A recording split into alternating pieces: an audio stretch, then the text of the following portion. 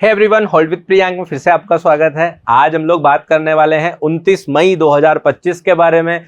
Check करेंगे आज market के साथ क्या हुआ, कल क्या होने की संभावना है। तीनों इंडेक्सेस को कवर करेंगे, बिटकॉइन को कवर करेंगे और मार्केट में ये जो साइडवेज माहौल चल रहा है इसके ऊपर भी चर्चा करेंगे। तो जल्दी से आप लोग इस डिस्क्लेमर को पढ़ो और मैं चार्ट समझाना शुरू करता हूँ।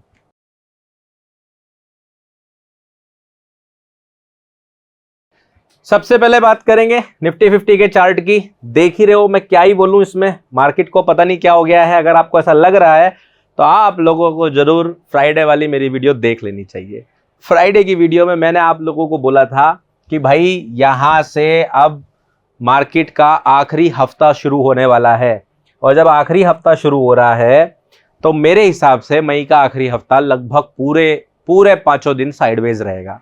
ये मेरी प्रेडिक्शन फ्राइडे को थी। अब आप देख लो मंडे कैसा लगा आपको, ट्यूसडे कैसा लगा, और वेडनेसडे आते आते तो आज ऐसा लग गया, कह रहे कि बियर और बुल्स तो जो है छुट्टी पे ही चले गए, कह रहे अब 1 जून को ही मिलेंगे भाई, हम नहीं खेल रहे कुछ भी। इतना ज़्यादा साइडवेज मार्केट। अब आप लोगों के मन में अगर ये सवाल आ रहा है कि भाई इतना साइडवेज क्यों है, तो उसके लिए तो आप लोगों को थोड़ा पीछे जाके फ्राइडे वाली वीडियो को देखना चाहिए, क्योंकि वापस से वही सारी डिटेल्स देने का क्या फ़ायदा है कि नहीं। चलो खैर, अब क्वेश्चन ये है कि प्रियांक भाई तुम कैसे पता कर लेते हो कि मार्केट साइडवेज रहेगी? तुमने मतलब फ्राइडे को ही बता दिया पूरा हफ्ता साइडवेज रहेगा, कल वाली वीडियो में भी बोला मार्केट लगभग साइडवेज ही रहेगा, और इतना ज्यादा साइडवेज मार्केट हो क्यों गई है? क्या इसका कोई कारण है? तो देखो, कारण तो कई सारे हैं जो मैं आपको मई के शुरुआत से बता रहा हूं। अगर आप लोगों को याद है, मई के पहले हफ्ते में ही मैंने वीडियो बनाया था जिसके अंदर मैंने आपको समझाया था कि पूरा मई का महीना कैसा हो सकता है। कई बार पिछले 3 हफ्तों में मैंने मेंशन किया कि भाई मई का महीना थोड़ा मुश्किल होता है, साइडवेज रहता है, और उसके कारण क्या थे? कारण था अप्रैल के अंदर आया हुआ वो मूव मार्केट। अप्रैल के अंदर, चलो मंथली चार्ट पे जाके थोड़ा सा दिखा देता हूं आपको, तो आपको थोड़ा सा क्लैरिटी मिलेगी और आप समझ पाओगे किस तरह से आपको अगले आने वाले दिनों में ट्रेड करनी है। अब देखो यहाँ पर ये आपको मंथली चार्ट दिख रहा होगा। मंथली चार्ट के अंदर अभी बहुत सारी इसमें लेवल्स और कलर है, इसको हटा देते हैं जिससे कि अभी आपको ये क्लियर दिखेगा।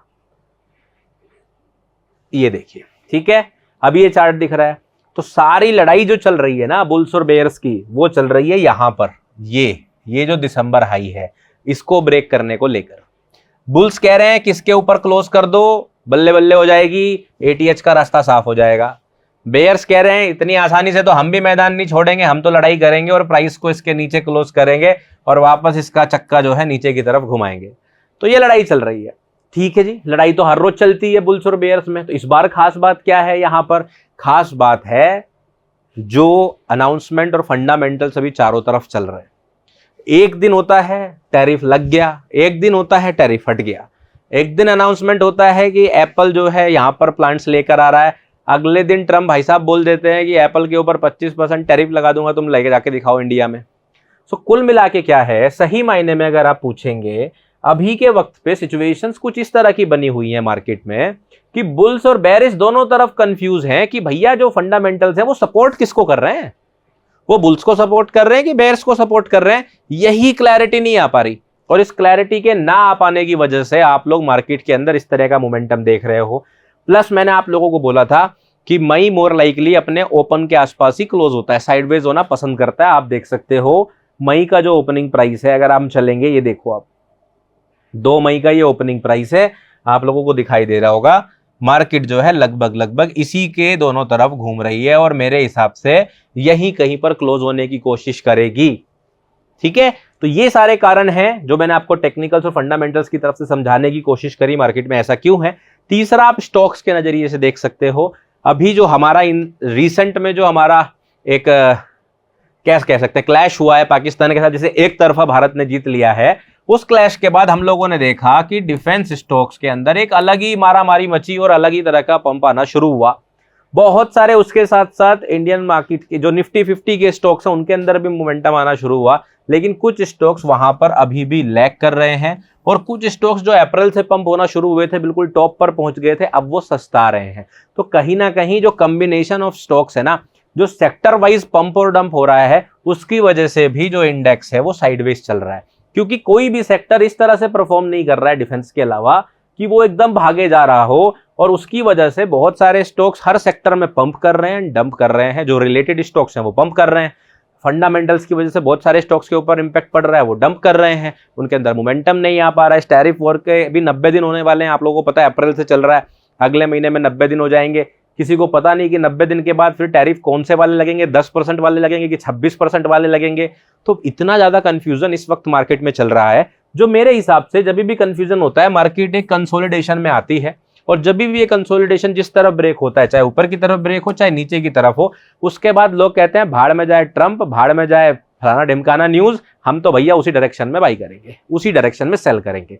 तो वो एक जो नैरेटिव बनता है ना, वो नैरेटिव बनने की तैयारी चल रही है। आप इस तरह से समझ सकते हैं कि वो नैरेटिव कहीं ना कहीं बनाने की तैयारी चल रही है मार्केट में, जिस वजह से मार्केट इस तरह से बिहेव कर रही है।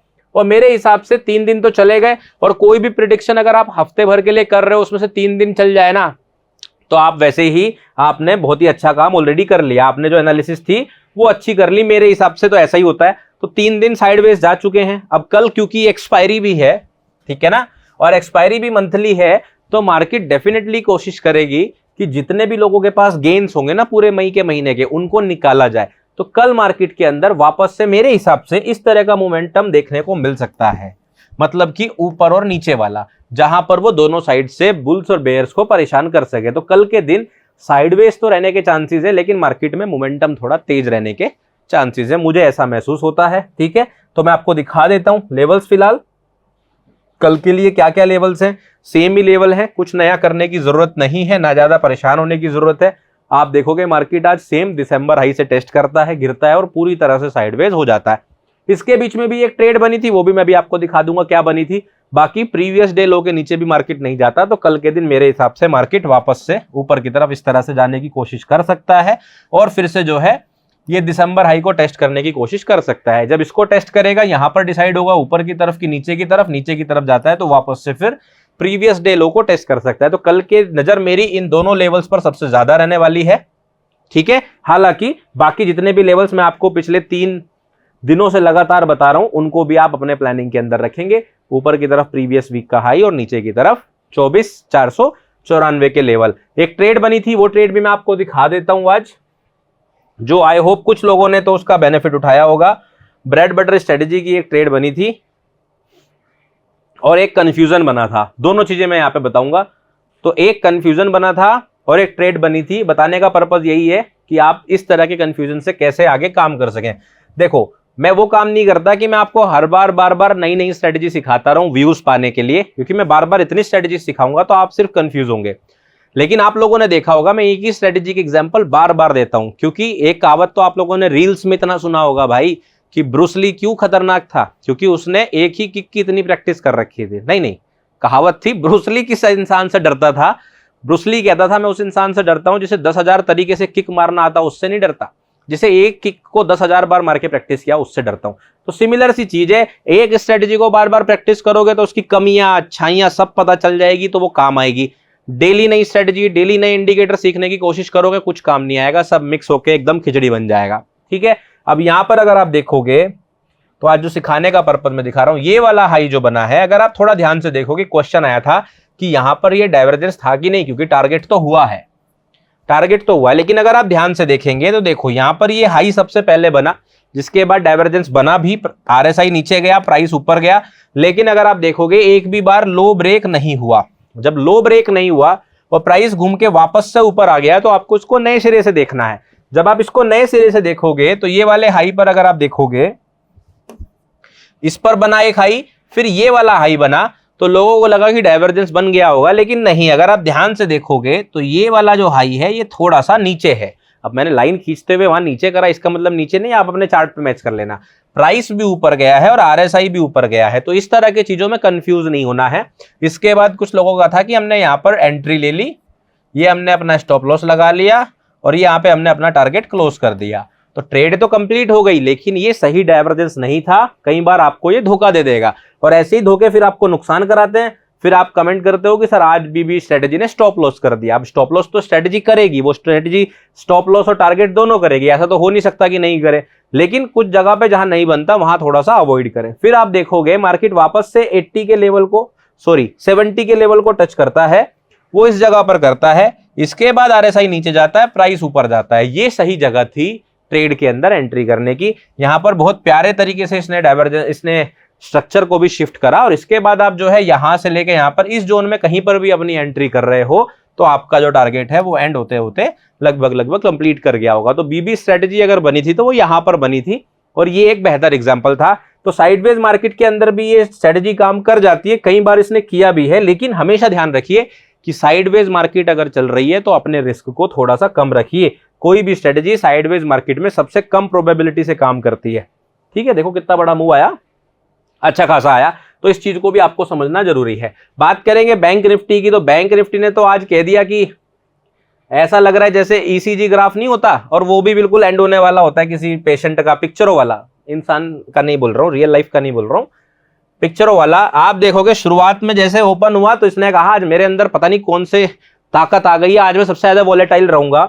शुरुआत तो ऐसी करी थी कि जैसे आज पता नहीं कौन सी धरती आसमान एक कर देगा, लेकिन उसके बाद आप देख रहे हो, ये देखो, ये इस रेंज से भी बाहर नहीं निकल पाए भाई साहब। देख रहे हो कितना साइडवेज, कितना साइडवेज। कारण आप लोगों को पता है, वही है क्लैरिटी, मंथली क्लोजिंग का वेटिंग, थोड़े से फंडामेंटल्स का समझ।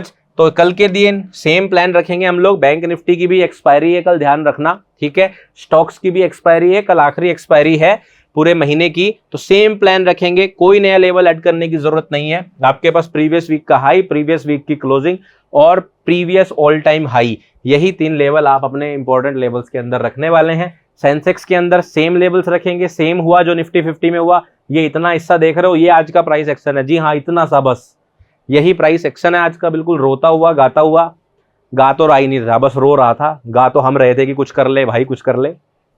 कोई बात नहीं, इसके अंदर सेम लेवल्स आपके रहने वाले हैं, कुछ चेंज नहीं है तीनों इंडेक्सेस के अंदर, ठीक है। चलो अब बिटकॉइन के चार्ट पर चलेंगे। बिटकॉइन के चार्ट पर आप देखोगे, बिटकॉइन के अंदर भी लग रहा है माहौल वैसा ही जम रहा है जैसा हमने कल की वीडियो में डिस्कशन किया था कि सब कुछ साइडवेज ही चल रहा है। आप देखोगे प्राइस पिछले 8 दिनों से एक ही लेवल के इर्द गिर्द घूम रहा है, और वो लेवल है 109588 का, ठीक है। इसी लेवल के इर्द गिर्द घूम रहा है, कुछ और नहीं कर रहा है। कल वाली कैंडल स्टिक अगर आप थोड़ा ध्यान से देखेंगे, मैं आपको थोड़ा बड़ा करके दिखा देता हूं यहां पर।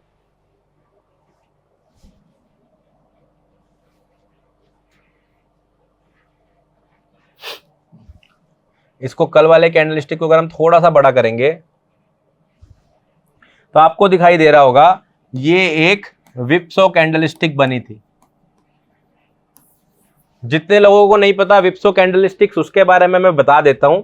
जब भी कोई कैंडल स्टिक इस तरह से बने जिसमें 2 लंबी लंबी विक्स हो, और सबसे इंपॉर्टेंट चीज उससे ठीक पिछली कैंडल स्टिक के हाई और लो दोनों उसने जो है उड़ा दिए हो, मतलब हाई और लो दोनों उसने टेस्ट कर दिए हो, बाहर निकल गया उनसे, मतलब पिछली कैंडल स्टिक की लेंथ से बड़ी हो, हाई से ऊपर गई हो, लो से नीचे गई हो, बॉडी छोटी हो, विक्स लंबी हो, तो इस तरह की कैंडल स्टिक को हम लोग बोलते हैं विप्सो कैंडल स्टिक। विप्सो कैंडल स्टिक बोलते हैं, और मैं मजाक में इसको आर्यमन की तलवार भी बोलता हूं। स्टार वॉर्स की तलवार भी ऐसी होती है, अगर आप लोगों को याद है तो वही तलवार बनी थी कल। और जब भी ये तलवार बनती है तो आप बुल्स और बेयर समझ लीजिए दोनों की गर्दन कटी है, ठीक है, क्योंकि इसमें तलवार दोनों तरफ है। तो बुल्स और बेयर्स दोनों की गर्दन कटी है। अब ना वो बेचारा सोच रहा कहां चलूं, ना वो समझ रहा कहां चलूं। तो इसके बाद अक्सर इनडिसाइसिव प्राइस एक्शन रहता है अगले 2 से 3 दिन, तो उस बात का ध्यान रखिए। अभी फिलहाल तो आपको देख के ही लग रहा होगा कितना इनडिसाइसिव है प्राइस एक्शन, है कि नहीं। 15 मिनट का भी चार्ट अगर आप देखेंगे तो मार्केट जब से खुली है पूरी तरह से साइडवेज ही चल रही है। तो आप सिंपली इसके अंदर क्या कर सकते हैं, जैसे कि आप लोगों को पता है कि मैंने bread butter strategy, MTF strategy, EMA strategy, Bollinger band strategy, already 4-5 strategies आप लोगों को सिखाई है स्कैल्पिंग करने के लिए। आप उस स्ट्रेटेजी का यूज कर सकते हैं। आप लोगों के कमेंट भी आए कि बोलिंजर बैंड वाली स्ट्रेटेजी बहुत जबरदस्त चल रही है क्रिप्टो के ऊपर। और हाँ, अगर आप बाकी सारे ऑल्ट कॉइन्स और इन सब की अपडेट्स देखना चाहते हो तो टेलीग्राम चैनल का लिंक डिस्क्रिप्शन में है। डिस्क्रिप्शन में क्लिक करके आप फ्री टेलीग्राम चैनल ज्वाइन कर सकते हैं, जहां पर रेगुलर क्रिप्टो की अपडेट्स आती हैं। स्टॉक मार्केट का भी फ्री चैनल है, लिंक डिस्क्रिप्शन में से ले लीजिए आप, बाकी कहीं से मत लीजिएगा। उसका कारण ये है, मेरे नाम से फेक चैनल्स भी बहुत सारे बने, गलत जगह मत पहुंच जाना, ठीक है। तो ये थी आज की अपडेट, जिसके अंदर मैंने आप लोगों को लेवल्स बताए जो शायद कल आपके काम आ सके। बाकी आप लोग अपना ध्यान रखिए, अपने परिवार का ध्यान रखिए। मैं आप लोगों को मिलूंगा नेक्स्ट वीडियो में। Take care, bye bye.